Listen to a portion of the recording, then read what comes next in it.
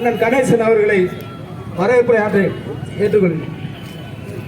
பிரச்சாரம் நடைபெறுவதற்கு அம்மா பேரவையின் சார்பாக துண்டு பிரசாரம் வரும் நிகழ்ச்சி மதுரை புறநகர் கிழக்கு மாவட்டம் கிழக்கு தொகுதி கருப்பாயி ஊராட்சியில் அண்ணன் எடப்பாடியாரின் ஆணைப்படியும் நம்மளுடைய மதுரை புறநகர் கிழக்கு மாவட்ட கழகச் செயலர் அண்ணன் ராஜன் செல்லப்பா அவர்கள் ஆணைப்படியும் இன்று மதுரை புறநகர் கிழக்கு புரட்சி தலைவர் அவர்களின் நல்லாசியுடன் கழக பொதுச் செயலாளர் சண்டாளன் கருணாநிதி ஆட்சியை மீண்டும் விரட்டி அடிக்க அடுத்து 2026 அண்ணன் துண்டு பிரச்சாரம் மற்றும் திண்ணை பிரச்சார பொதுக்கூட்டத்திற்கு வருகை தந்துள்ள அனைத்து மாவட்ட நிர்வாகிகளுக்கும் நமது மாவட்ட செயலாளர் அவர்களுக்கும்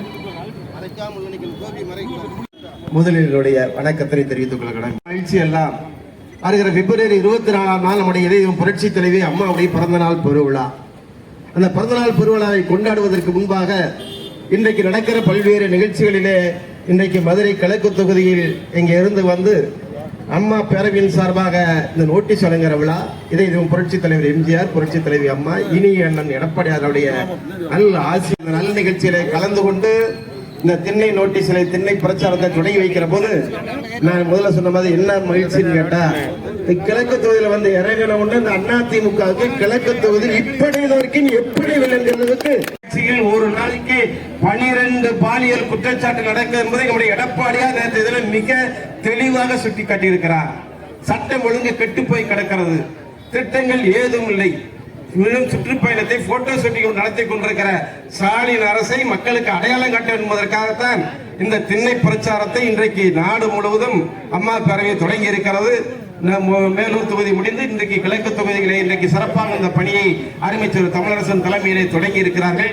இந்த பணி வீடுதோறும் இந்த நோட்டீஸ் சென்றடைய வேண்டும்.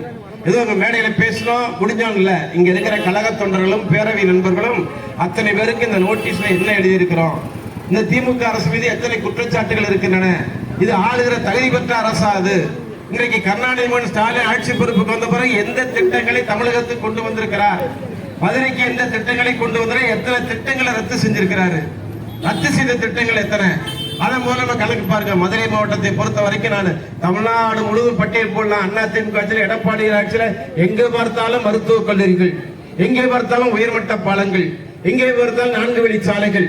அதிமுக ஆட்சியில் நடைபெற்றதா, நடைபெறலையா? பள்ளிக்கூட கட்டிடங்கள் நடைபெற்றது. 10ஆம் வகுப்பு மாணவர்கள்